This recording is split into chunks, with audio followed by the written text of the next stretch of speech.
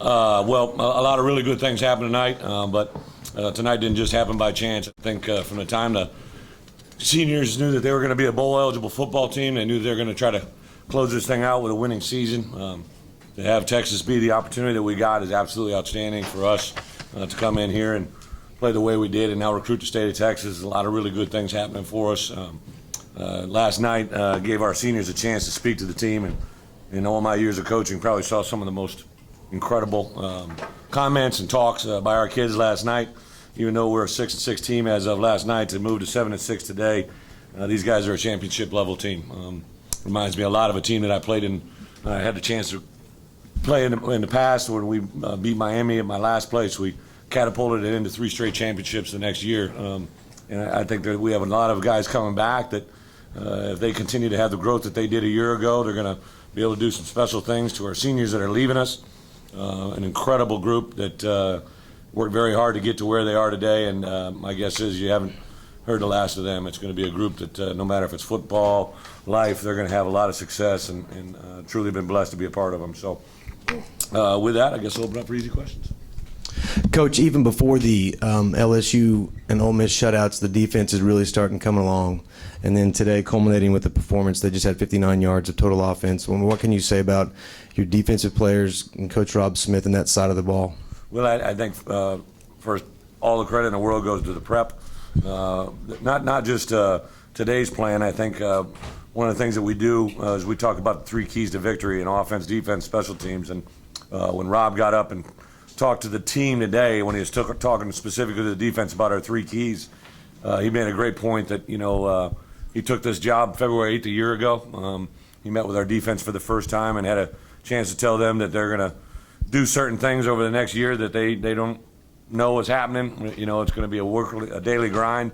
Those guys got better, so much better in the spring and the fall. They've gotten better all year long.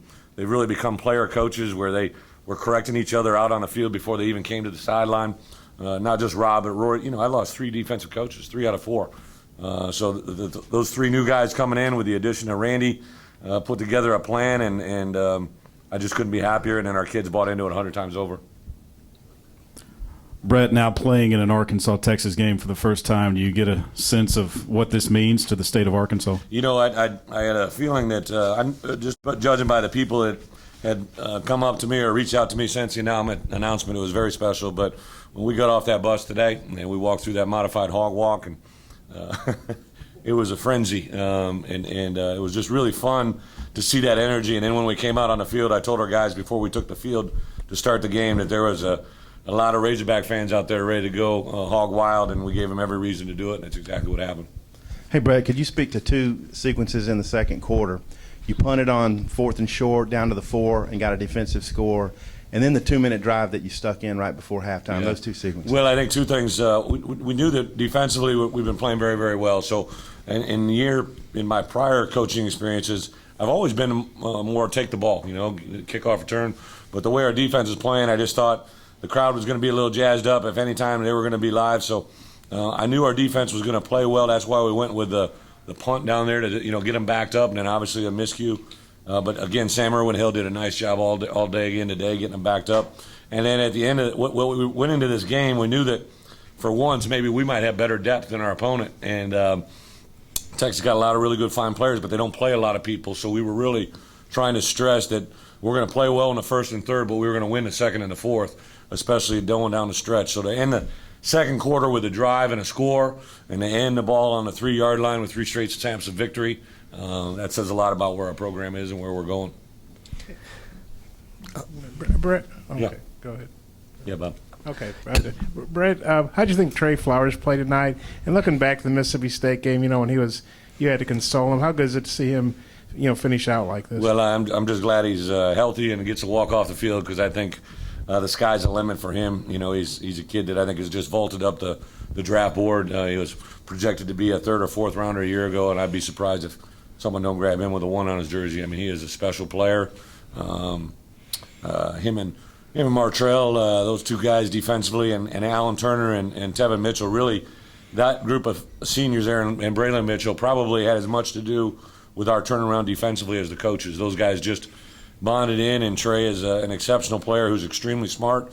And here's what Trey Flowers is, okay? So he obviously does a lot of great things for us.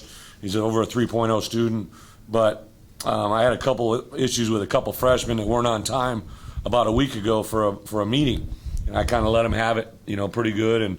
And Trey Flowers just comes up to me at dinner that night, and he goes, "Coach, can I meet with all the freshmen tomorrow by myself?" And obviously, I let him do it, and he could have just been a senior. That was 3 days ago, or 3 days before we left. He knew that he has been through something, and he wanted to share with those kids. That's what kind of person he is. He needed to have that one last meeting. He kept it upbeat, I think, and the kids that came out of that meeting said there were some really good things shared. I don't know exactly, but Trey Flowers is bigger than himself. I mean, that's I guess what I'm trying to say. Coach, how much does this win help recruiting out in Texas? Well, it'll be astronomical, not just in Texas, but, we knew when we got this slot it was Monday Night Football. Everybody dreams of playing Monday Night Football, so we kind of had that theme going up to the game. Even our hit film was a Monday Night Football anthem kind of being played, and our kids really played up to that. In my illustrious 6-day NFL career, I never had a chance to play on Monday Night Football, so it was kind of a neat experience for me personally as well. And we kind of told our kids, our seniors are going to move on to the NFL. To sit here and watch J.J. Watt, break another record the other day, and he was a kid that played that last year for us as hard as anybody that I could see. And I know he moved up by the way he played, and that's what you do. You move up by what you do on the football field in the world of the NFL. And I think we had guys make that move all day today. But it's national exposure. I had kids in Florida that were texting me earlier today, kids in Arkansas, underclassmen in Arkansas. I don't usually spend much time on my phone on game day, but I just took a peek about 3 hours before game because the day lasted so long, and I had so many guys commenting on Twitter about what they were going to do watching the game tonight with the guys that we've offered. So it'll be a huge effect for us in recruiting. Bret, the play of Ragnow, and I think especially y'all went behind him on the kind of clinching touchdown. Yeah. Would you describe his play? Yeah, Frank's been an unbelievable champion for us. He's a kid that never played center his entire life. We were battling off everybody in the country for him. It really got down to us in Florida State, and they won a national championship a year ago. So I was very I knew he liked us, but he survived, came to Arkansas, got frustrated a little bit early on because I don't think the center position was quite as easy as he'd hoped. So we started playing him a little bit more at guard. We wanted to play him at heavy tight end because we knew Cam Jefferson wasn't going to be able to go. So literally he was playing one play at center, the next play at tight end.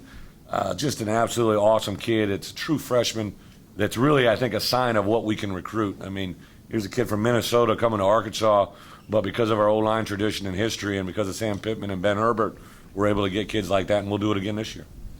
Coach, right here. Yeah. A couple of players went down. Jamichael, I think, and Mitchell. Are they going to be? Yeah. Jamichael, I think it was a quad strain. He said he felt it a little bit early on in the game, and when we came in at halftime, they said he's going to be out. And then Mitchell Lavin actually has a shoulder that he's having surgery on January 5th. It just pops out on him. Extremely painful. I went out there. I knew what had happened as soon as it's come out on him a couple times this year. So when I went out there, I don't want people thinking I was being.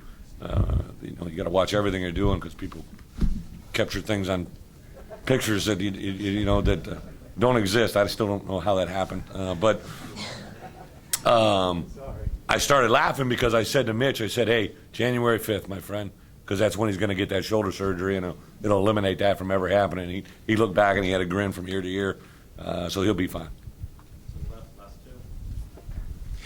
Coach, to take the next step, you have to do it in the SEC West.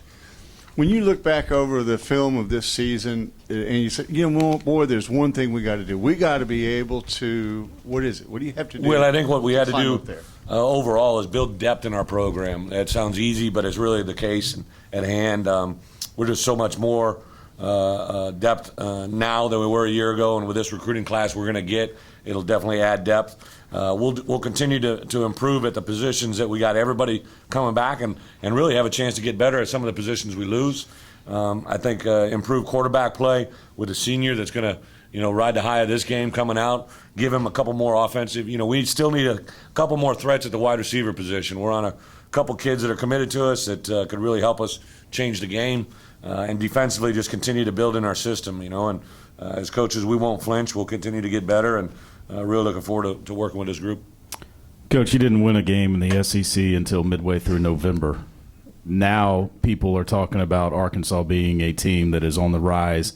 How does that feel today to you to be able to come out here and carry the SEC banner in this game? Well, I would say two things. First, Texas is obviously a team that's on a rebuild right now. I'm sure Charlie Strong is an incredible person. That's why I kind of joke about that. I mean, I no way did what was kind of implied out there, and I have so much respect for him and his program. But the SEC is a very tough conference, and I knew coming in, it's something in my coaching career I had always been in the back of my head that I wanted to do. And when the chance came and Jeff gave me the opportunity, and our administration has been incredible to give us support as a football program to allow me to bump up some of my coaches and do certain things.